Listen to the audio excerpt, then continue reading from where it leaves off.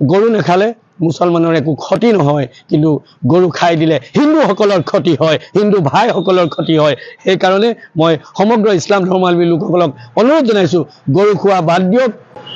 তো আজি আমি শিৱদৌলৰ সন্মুখত এটা পণ লৈছোঁ যে সংখ্যালঘু গো সুৰক্ষা বাহিনী আমি শিৱসাগৰত গঠন কৰিছোঁ।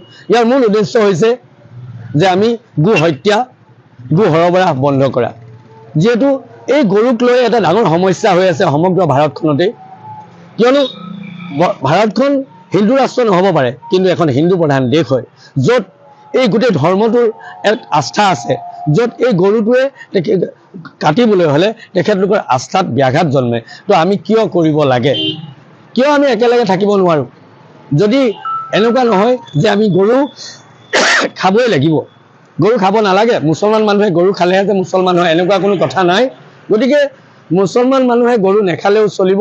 আমি গো সুৰক্ষা বাহিনী অসমে এটাই প্ৰণ ল'ম যে শিৱসাগৰত এয়া প্ৰথম আৰম্ভ কৰিছোঁ আমি, ইয়াৰ পৰা সমগ্ৰ অসমতে আমি যো জা চলাম, যাতে ক'তো গৰু কটা বা গৰু সৰবৰাহ যাতে নহয়। আৰু বিশেষকৈ এটা কথা ক'ব লাগিব, মুখ্যমন্ত্ৰী হিমন্ত বিশ্ব শৰ্মা ডাঙৰীয়াক আমি ধন্যবাদ দিব লাগিব, যিহেতু তেখেতে যিখন আনিলে যে ৰেষ্টুৰেণ্টে হওক বা ৰাজহুৱা স্থানতে হওক যি গো কটা বা গো খোৱা বন্ধ কৰিলে, তাক আমি সমৰ্থন জনাইছোঁ। আৰু অনাগত দিনত আমি মুখ্যমন্ত্ৰী ডাঙৰীয়াৰ হাতত হাত ধৰি প্ৰত্যেকখন গৰু সৰবৰাহ কৰা যিবিলাক বজাৰ আছে, সেই বজাৰবিলাক আমি বন্ধ কৰিবলৈ চেষ্টা কৰিম। আৰু মুখ্যমন্ত্ৰী ডাঙৰীয়াই বিশেষকৈ গো সৰবৰাহ আৰু গো বজাৰসমূহ বন্ধ কৰক, কিয়নো এই সমস্যাটো তেতিয়ালৈকে চলি থাকিব যেতিয়ালৈকে গৰু বজাৰ চলি থাকিব, যেতিয়ালৈকে গো সৰবৰাহ চলি থাকিব, তেতিয়ালৈকে ইছলাম ধৰ্মাৱলম্বী লোকসকলে এই গো ভক্ষণ কৰিবলৈ সুবিধা পাই থাকিব। গতিকে বজাৰ সম্পূৰ্ণৰূপে বন্ধ কৰিব লাগে, গৰু চিণ্ডিকেট বন্ধ কৰিব লাগে, গৰু সৰবৰাহ বন্ধ কৰিব লাগে, এই প্ৰণ। আৰু এই কামটো যদি চৰকাৰে নকৰে, এই কামটো যদি আৰক্ষী প্ৰশাসনে নকৰে, আমি স্পষ্টকৈ কৈছোঁ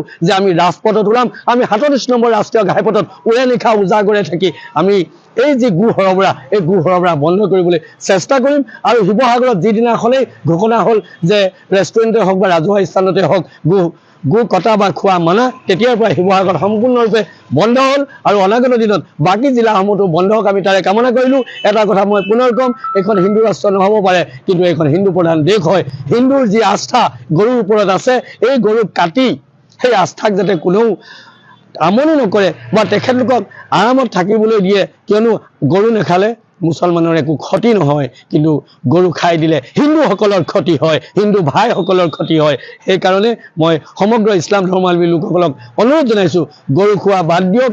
গৰুৰ বিকল্প বহুত আছে, যে আপোনালোকে খাবই লাগিব এনেকুৱা কথা নহয়। আৰু শেষতে এটা কথাই ক'ম, মুখ্যমন্ত্ৰী হিমন্ত বিশ্ব শৰ্মা ডাঙৰীয়াই যি নিয়ম উলিয়ালে, যি আইন উলিয়ালে, তাক সম্পূৰ্ণৰূপে প্ৰণয়ন কৰক আৰু গৰু সৰবৰাহ বন্ধ হওক, গৰু বজাৰ বন্ধ হওক।